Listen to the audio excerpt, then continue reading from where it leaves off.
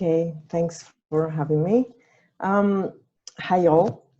Today I want to welcome you and say thank you for connecting, and I hope all your families and you are in good health, okay? So this is the title I wrote for my charla, my talk. And today I want to share some learnings and reflections on my research and teaching practice, which are both in the midst of COVID-19, but also in the violent Colombian situation. And I know you all have a lot of experience working in the field in researching, and I hope you can contribute with some of these reflections and learning as well for me. Okay, thank you. I will appreciate it so much. Okay, my motivation is about the importance to reflect on our own practice in order to fit future practice and strategies as a principle. This is a principle of resilience. So the sooner the better, I think. And this is something that I have learned. If you leave reflections on your own practice for later, you will forget many things. So I want to share these reflections from two cases, and I will try to manage the time to do it. One is about my postdoctoral research with NGOs, local groups, and indigenous people in Colombia, and in the Amazon foothills, Piedemonte. And it is about the criteria for effective collaboration. Okay, and this is in the framework of GIA project from the Center of Latin American Studies and TCD. And the second case is a teaching strategy. It's a short experience that I had to teach 20 Afro women leaders, and of course, both cases are strongly facing the COVID crisis and also the upsurge in Colombian violence. Okay. The first case is about, as I said, effective collaboration between the Inga indigenous people from the Amazon Piedemonte and the Amazon Conservation Team, ACT. This is a collaborative endeavor. It's very successful in the Amazon Piedemonte, and both of them are GIA partners. Okay, my plans at the beginning of 2020. I was planning to travel to Colombia to make interviews, focus groups with all these actors, NGOs, local people, and indigenous groups. And suddenly the country locked down, international and domestic borders just were closed. And it has been closed from March to September. Now they open, but I think they will close again. And I had to travel in a humanitarian flight to Colombia in June. So I had some family issues. And at the same time, Colombia, the violence in Colombia increased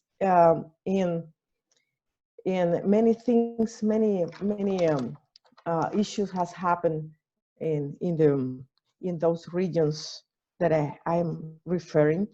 And yeah, and I had to create some adjustments in order to open path for field work.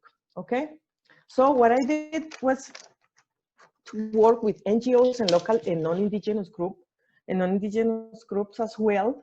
But I'm going to concentrate my talk in the case with the indigenous group.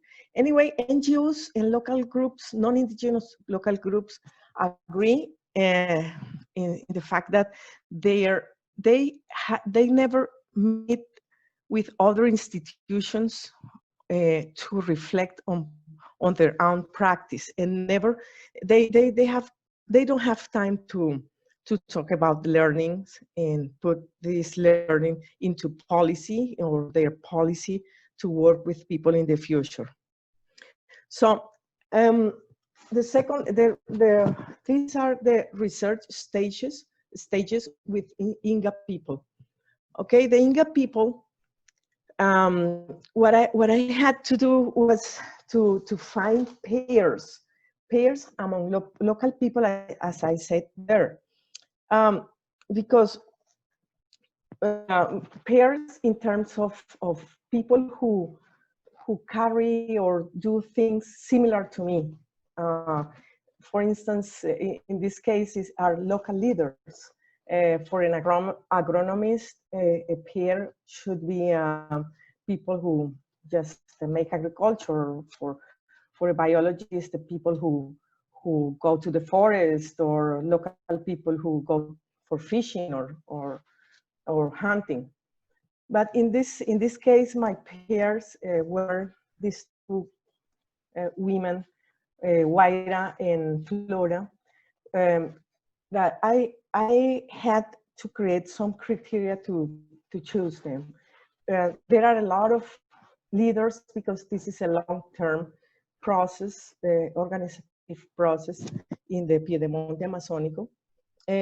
But I really needed some very special leaders. So local leaders, I needed local leaders who know and have participated in collaborative processes, and they have navigated uncertainty and political situations as well in the region. And also they are right now facing real threats to their lives as well. So I start considering them as co-researchers, not as just data collectors. It implies a construction process, as I said there. What is that? To build skills and to strengthen skills, because they have these skills, and to, for instance, conduct interviews or to analyze or to discuss the variables and how to make appropriate questions and yeah, from my side. But in the context of indigenous group, if they know how to approach to people, the better environment, how to use slangs, and also they are bilingual.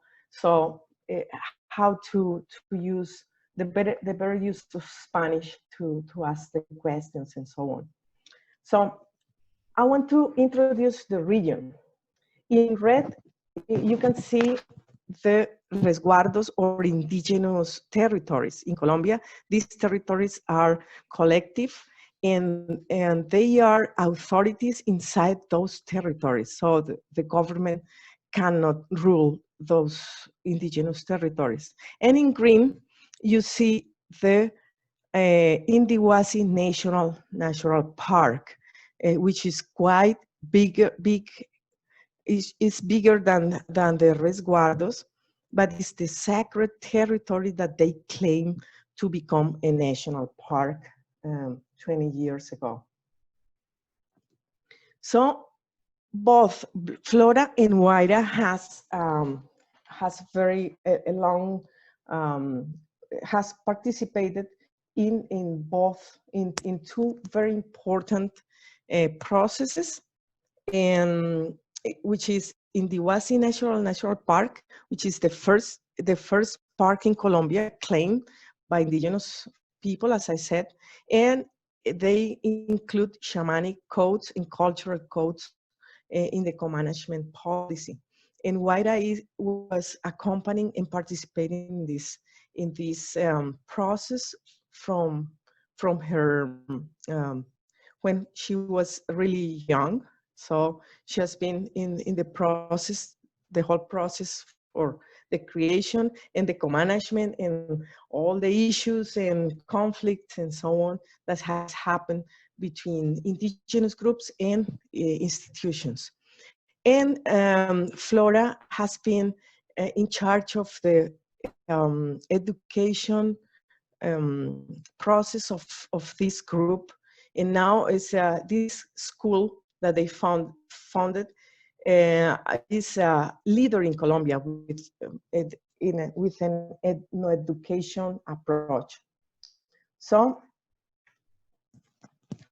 we had to start processes to consult indigenous protocol, to consult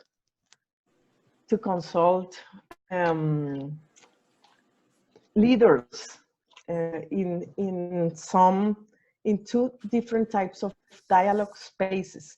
One is the dialogue spaces of ceremonies with shamans, and they are the ayahuasca culture. So in those spaces, these spaces are they used to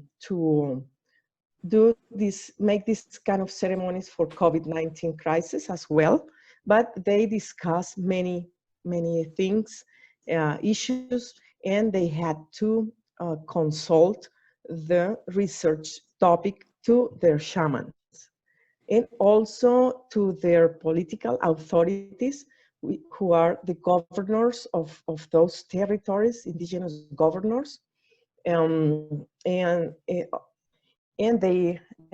we have to have some meetings with the indigenous authorities, political authorities. Okay. Okay. Also, they have had to inform, communicate, research ideas, because the ideas are really abstract sometimes and not easy to understand. Policy is kind of slippery concept or governance, you see. So they have campus communicating probably don't need to go on hello. Okay, I continue. They have to communicate in different stages or in different phases or moments or activities, the research among their people. For instance, when they go to meetings early in the morning to use medicinal plant beverages for disease prevention, as you see in the first photograph, and at 5 a.m. in the morning, for instance, they go and this is a dialogue space for the day, to plan the day, and they inform as well what they are doing and the importance of the research. But this importance of research, previously we have had weeks talking about that, the three of us. Then they have had to go to communities in other territorial zones, as you saw in the map. These territorial zones are far, but they have to go because they are organizational tasks. So they also communicate research over there in this way. And they also communicate research to elders in spaces, in organizational spaces. I don't know if someone could help me seeing if they have already get connected from the Amazon. I don't know if you can check in among the participants, please. Is there anyone in particular, people are able to unmute themselves if they Okay, okay, on their perfect. phone? So Okay, Hello, yes. it's Lorena Romero. I'm from Colombia. Your question was if I have work or have a link with the Amazon? No, no, Lorena, no. It's because I'm waiting for my two co-researchers to connect because they would like to present some of their experiences working in the middle of COVID and in the middle of the violence conflict in the Colombian Amazon. Okay, sorry. Martha Okay, doesn't no look like problem. they've connected yet. I don't see them in the participant list. Perfect. So I will go on. So maybe my friend Consuelo can reach them because they had some minutes to work. I mean to talk about their experience. So anyhow, I will continue, and I wrote down some of them in Spanish in red in order for them to present some of their experiences. But just to um, to comment to all of you that as from home, I haven't I haven't gone out from this room, and all my meetings have been here with them, and I have had to create schedule twice in during the week to meet with them, but at 5 a.m. in the morning, 5 to 7 a.m. Uh, Tuesdays and Thursdays.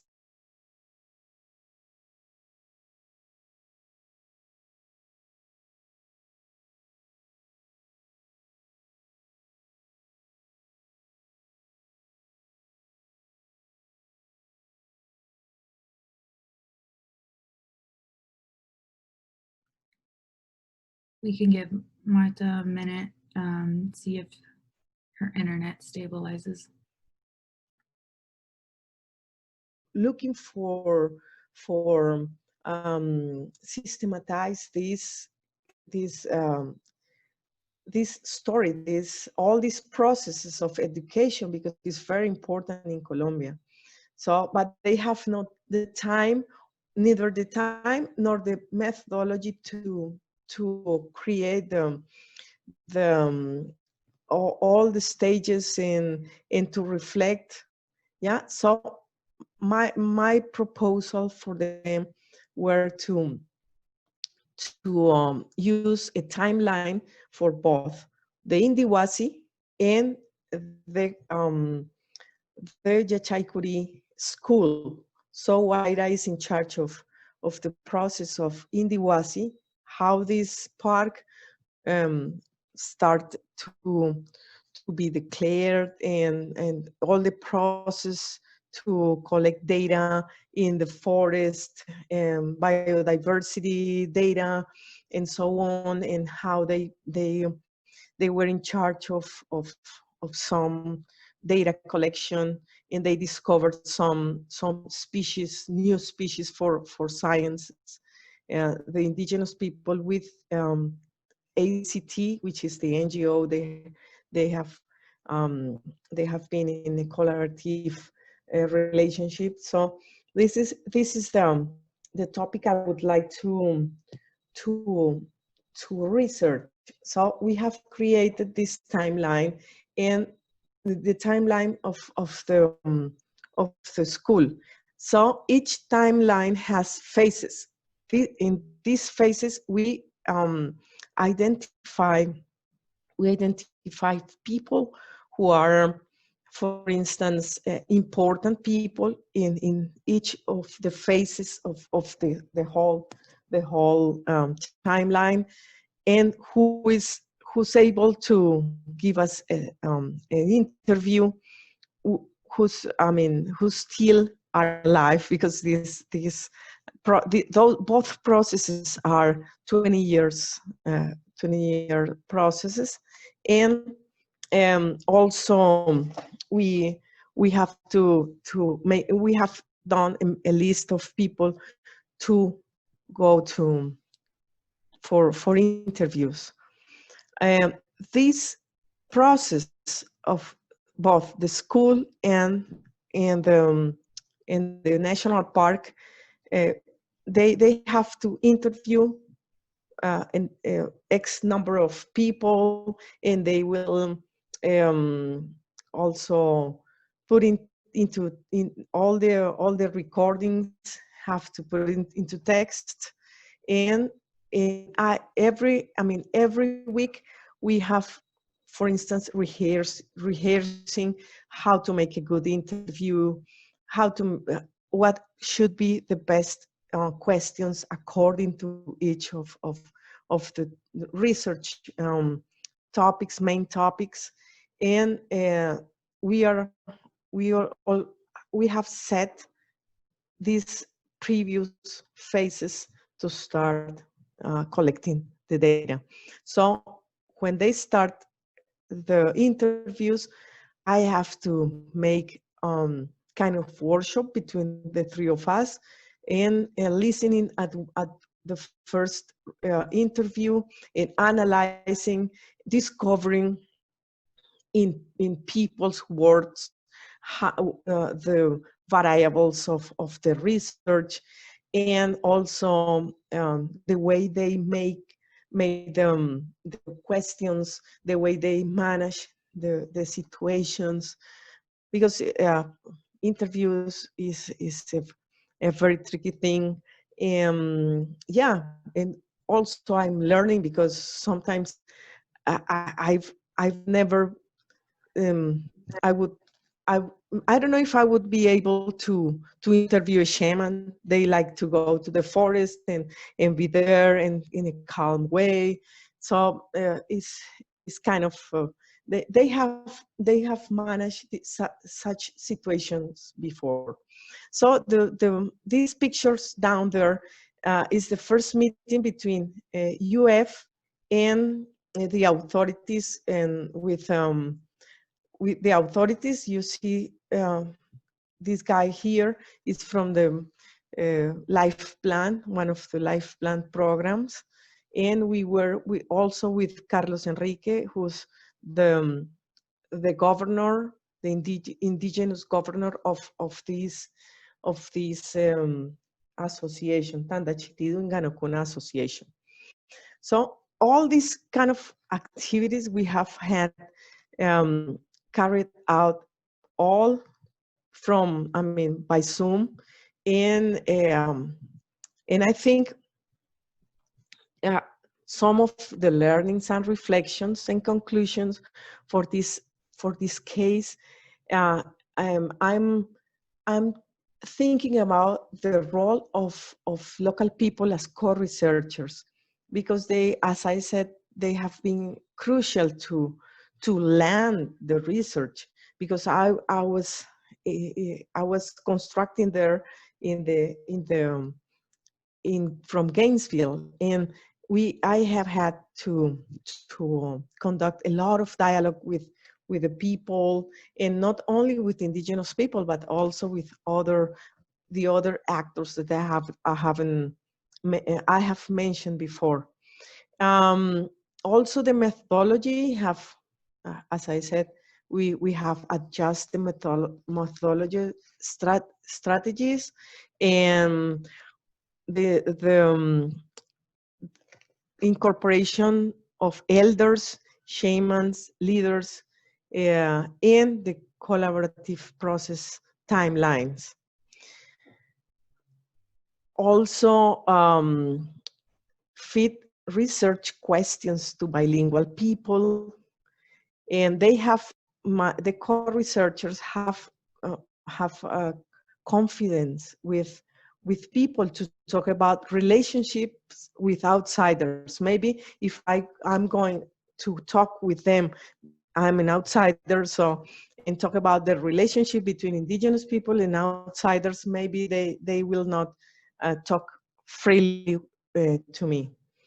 I have been taking also into account those kind of not, I mean, misunderstandings among people. Also, the co-researchers live there in a social environment. So all these aspects I have to be aware of.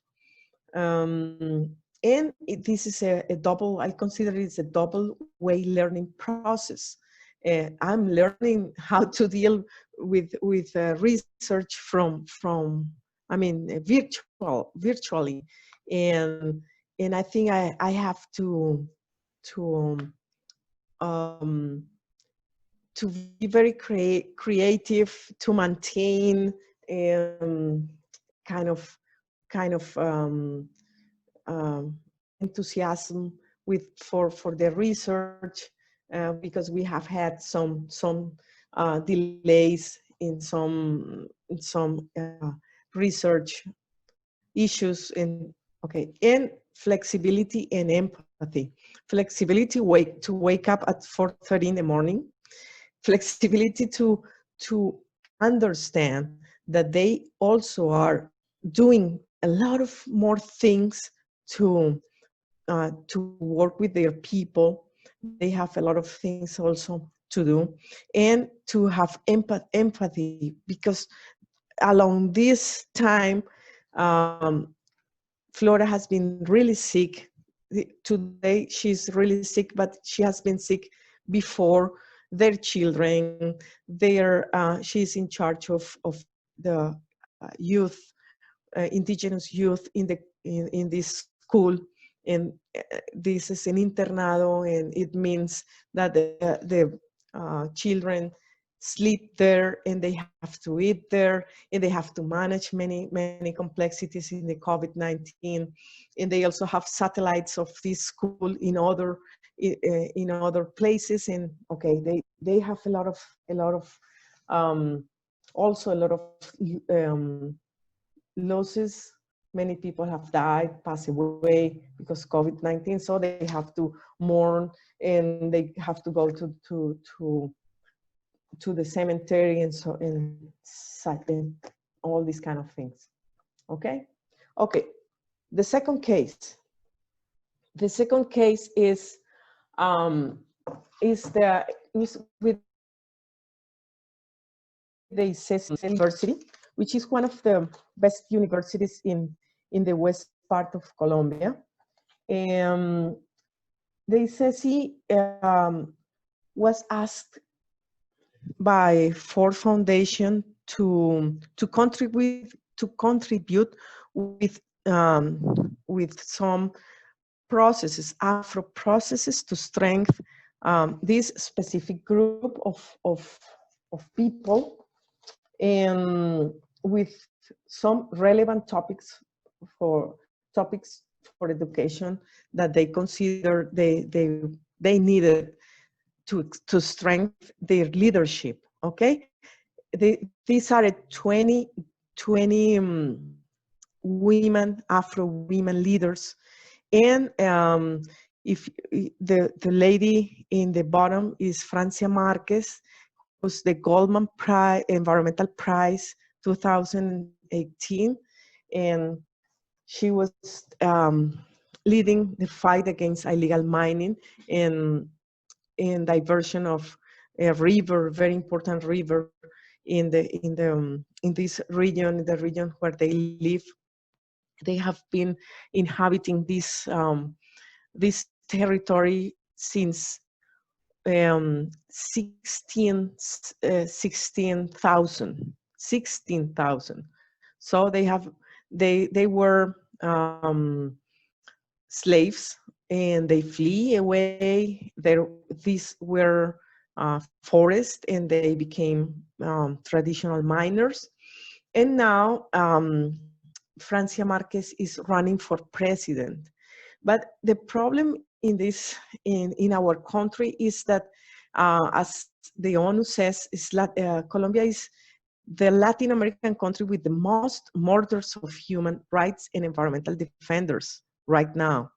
So all these people, all these women, including, of course, Francia Marquez, are threatened. And also their territories, their ancestral territories are threatened. And these women have I mean, there are more people in the territory, of course, but they have shaped or founded a community, a group of women who are working for the ancestral territory to keep for Afro people. So I was called to teach them on natural resource management in collective and ancestral territories. It is called a Diplomado. It's a short course divided into 6 modules, and the first module was my module, and they told me 15 days before starting, so I had to run. And I think as I have to run with the presentation. Okay, what were the challenges to teach this course? First of all, the people, they are really leaders, and they know, they have a trajectory, a historical trajectory. They went walking from Cali to Bogota, claiming to be seen and to fight, struggle for their territory. So first the people, the women, especially the women. Okay, and the topic. There are plenty of courses on this subject. There are plenty of topics about environmental management of natural resources, but I couldn't find one with an emphasis on ancestral and collective territories and ethnic groups. Not because there are none in the planet, but I couldn't find it. So, but I have had the experience working in such environments, information, and also I had the opportunity to contribute in the creation of methodological strategies for people who go to such environments, forest environments, such the Pacific coast or the Amazon, to work with indigenous people. And the teachers are from the Andean zone of Colombia. So they go to the forest and try to teach people, but with an Andean point of view, and they have never been in the jungle before, or they have never approached an indigenous person before. So I had this kind of experience and in a methodology created for that. Okay, so I built on this previous experience to try to design something, and also virtual, because I was very I used to go into the forest or into the ecosystems to collect data with them, or to make the self assessments of ecosystems with them, into the agro ecosystems, the farms, the patios, and many of the places where species are. I mean, they collect species for agriculture, to feed, or for health, medicinal plants, or to sell, or to construct material, cultural things. Okay, virtual learning were new for me, and also new for them. They had to manage the tablets. The ICESI gave them tablets for them, and and they have to train them into those kind of tools. And I had short time also to teach the course. So what were these strategies? First of all, I was I think it is very important the experience. Okay, let me put it in this way. I understood the power of the example. Okay, the power to see things doing by others, but not in this case. I am. It should be examples from their own ethnic origin and realities and contexts. So I invited Afro leaders with strong trajectory, with famous cases in Colombia, and they acted as an inspiration for them. And this helped me to break the ice with the group, because even if I'm an Afro person, I'm from the city, and yeah, and my original background is from that region as well. But I grew up in Cali and lived in Bogota, and then in many other places such as Gainesville. So I'm kind of far from their context and their way of, in their cultures. So this was the special guest were very important strategy. Also, it helps me to open confidence for virtual meetings and for me, and also I discovered with this dialogue between the group, the 20 women leaders and the special guests, that they had plenty of knowledge about natural resource management, and they uses a lot of types of ecosystems, or what is called in Colombia spaces of use, espacios de uso. And from these spaces of use, there are a lot of species that they manage biodiversity. They manage biodiversity, of course, fishing or in the farm, and they already they had still elders and knowledgeable people about many activities in the ecosystem, carrying out in the ecosystems. So it was very important to have these people taking this into account. Okay, what I did was to train. My task was to train them with some tools to work with their own communities, to think about how they want to rule and manage their territories from this point of view, natural resources. And what I had to do is to offer some tools to look. I call it tools to look ourselves in the mirror. So they see their in these pictures, you see this casita, this house, and all these in black are spaces of use of the territory.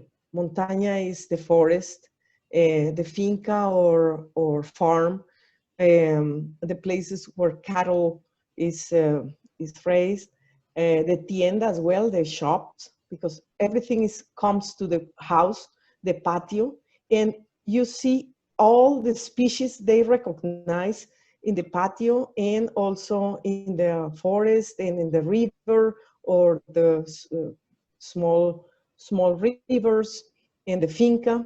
And then they had to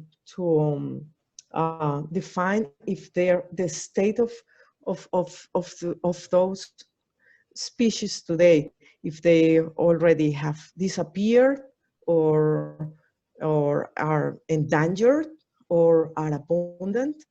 And they had this kind of semáforo light, red, yellow, and green. And they had to go and make some inventories of species in farms and patios, and also health, species associated with health, and the analysis of, we had after that to analyze the implications of loss of species on family nutrition and health and economy.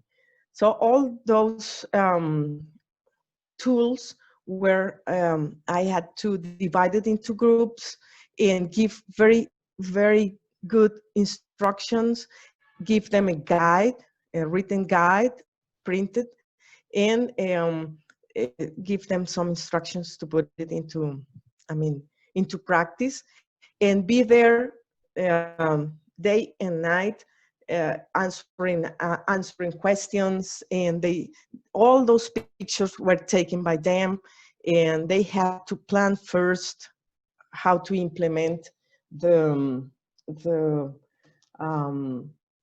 how to apply the tool, and with whom, which elders they will gonna ask to accompany them, and to discuss about their own territory and so on. And other strategies were, these are the first stage of management, which is to see, to self-diagnostic, to see how species and ecosystems are, and how we are managing, and what are the consequences of our current management, and so on.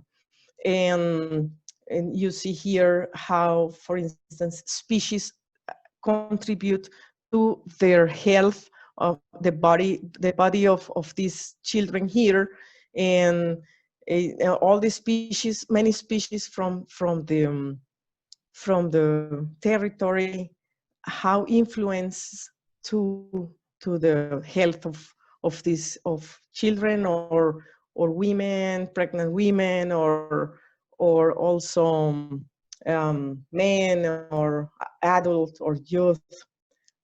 So they are working here. In all these pictures, we have to ask them to take them in order as evidence of their work.